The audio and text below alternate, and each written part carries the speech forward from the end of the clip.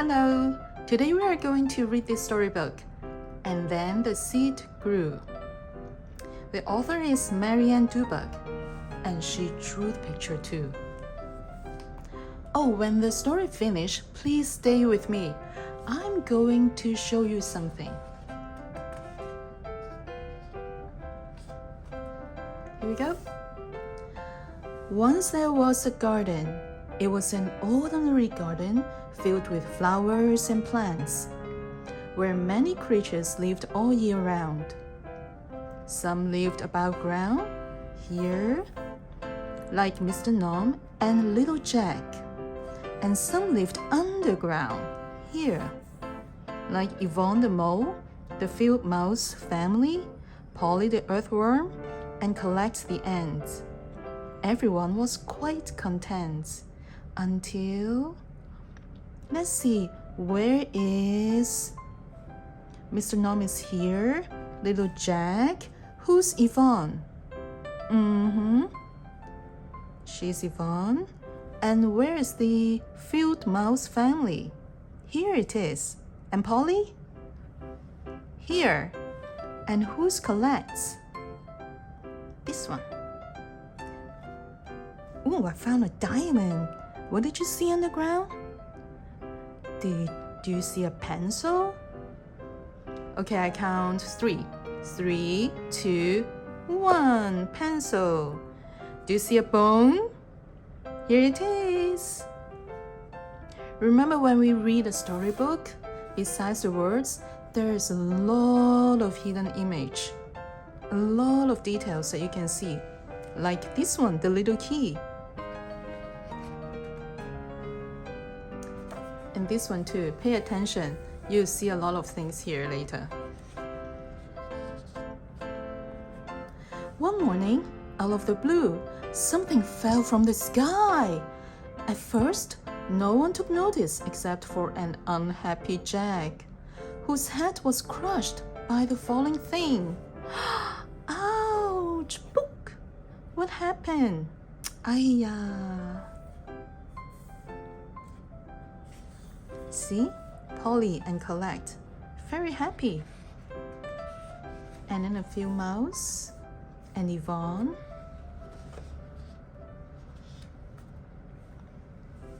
The thing was a seed, and soon the seed began to grow.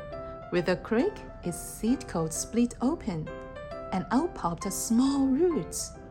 Where's the seed? Where's the seed? Ah, thank you. You're right. It's here. Underground, Colette and her ant friends were annoyed. The root was blocking their path.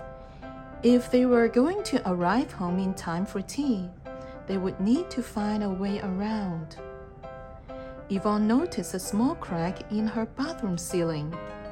No cause for worry, she thought. A few taps of my hammer should do the trick. So you see, ayah, it blocked its way. And then here, the crack.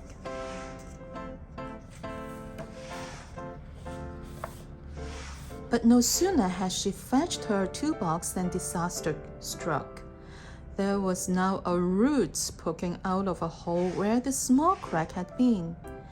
Yvonne quickly sprung into action to fix it. At the same moment, Mr. Gnome noticed a new plant above ground.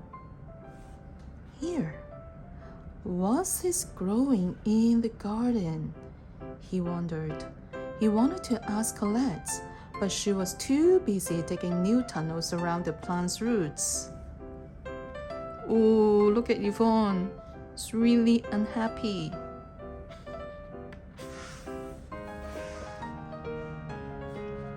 As the days passed, the plant continued to grow. Yvonne was growing more and more upset. She was on her 3rd round of repairs. Things weren't much better in the field mouse house. No sooner had Susie made a wish and blown out her birthday candles than her party was ruined by the invading roots. As for the ants, all of the detours they had to take to go about their work in the garden left them exhausted. Oh, where's little Jack? Oh, here! Little Jack is here. But Mr. Gnome was really upset because, you see, the plant break the fence. Oh, it ruined the birthday party here.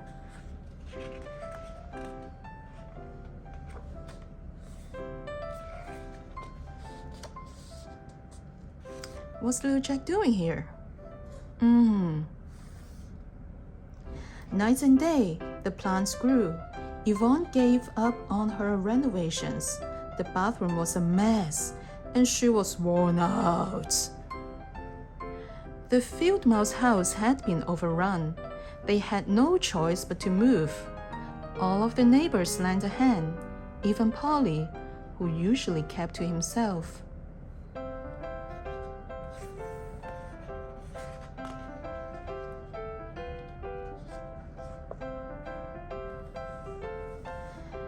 Everyone was fed up, underground and above ground. The plant was wreaking havoc all through the garden. Yvonne's bathroom was permanently out of order. Mr. Gnome was trapped in his house. The ants were detoured dizzy, and the poor field mice had to move yet again. Something had to be done.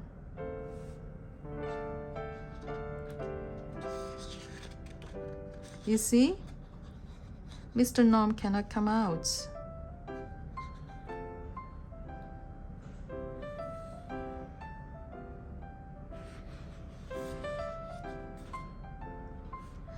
The garden residents held an emergency meeting.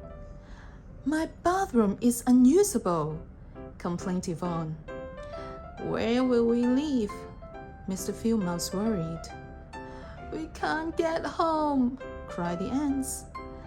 "This is unbearable," exclaimed Mr. Gnome, who had finally managed to escape. They all agreed that there was only one thing to do: cut the plants down. You see Polly here? Boop.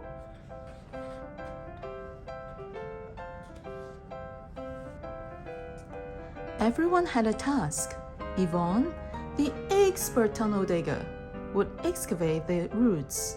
The tireless ants would eat and mulch the leaves, and the sharp-toothed mice would cut the stalk.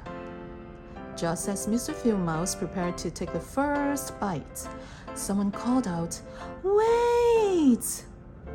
It was little Jack. "Where's little Jack here? Where? I can't see him." "Oh, yes, he's here." What is he going to say?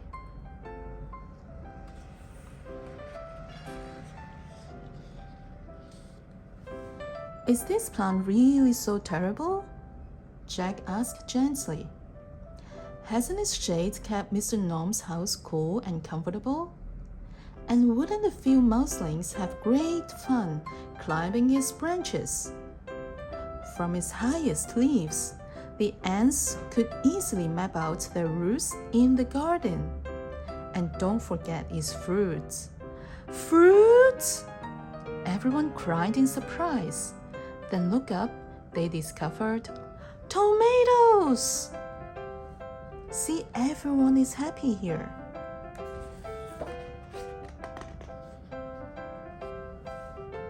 Inspired by Jack's words, the garden residents decided to let the plants be. Soon, they all learned to appreciate its many merits and were quite content once again. Yvonne and the field mice were glad to be neighbors. Colette and the ant colony now had a vast network of tunnels and a handy lookout in the plant's highest leaves. And Polly? He had made a friend. Look at everyone. Are they happy?